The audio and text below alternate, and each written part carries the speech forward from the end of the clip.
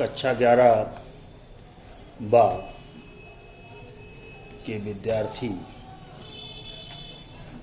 आप सभी लोग व्यावसायिक संगठन विषय में एकाकी व्यापार के बारे में जानकारी प्राप्त कर चुकी हैं। एकाकी व्यापार के पश्चात साझेदारी और कंपनी के व्यापार उसके अन्य प्रारूप हैं।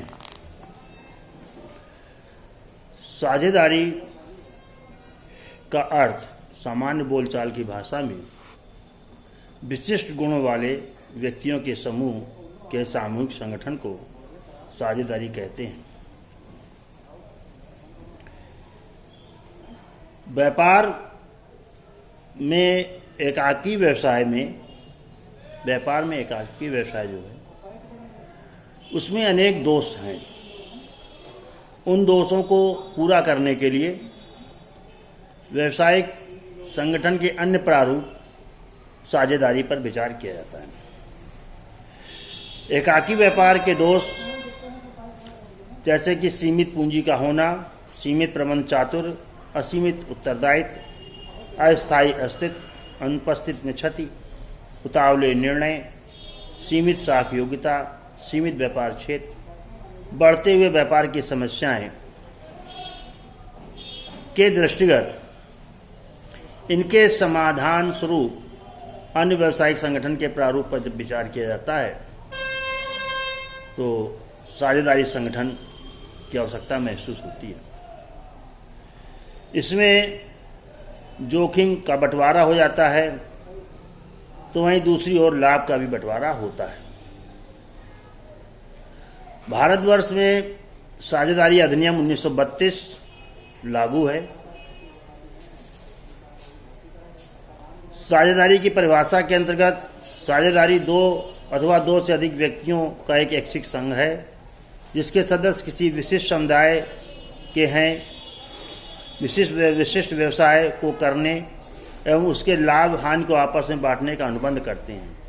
व्यवसाय का प्रबंध संचालन सभी सदस्यों द्वारा अथवा उनकी ओर से किसी एक व्यक्ति द्वारा किया जा सकता है। यहाँ पर अनुबंध शब्द आया है। साझेदारी अनुबंध पर आधारित व्यवसाय है।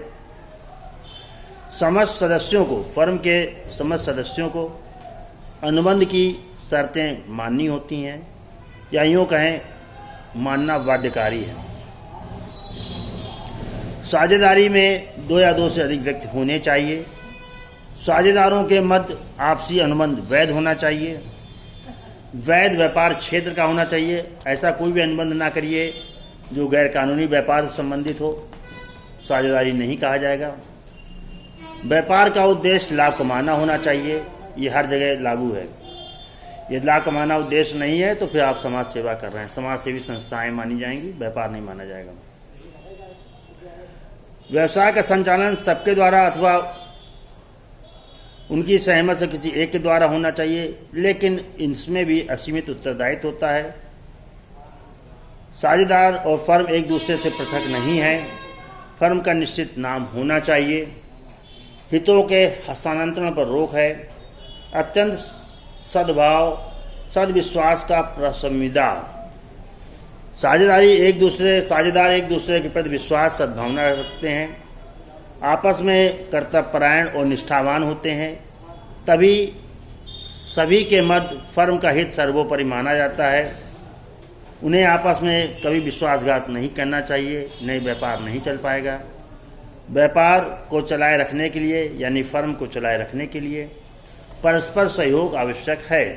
यह साझेदारी का संगठन का प्रारूप है और आप सभी लोग इसको पुस्तकों में पढ़ें, इसको समझें। परीक्षा में इससे प्रश्न बेटा जरूर आता है। साझेदारी संलेख के संबंध में आपको बात आगे बताई जाएगी। बताओ बेटा। रिजल्ट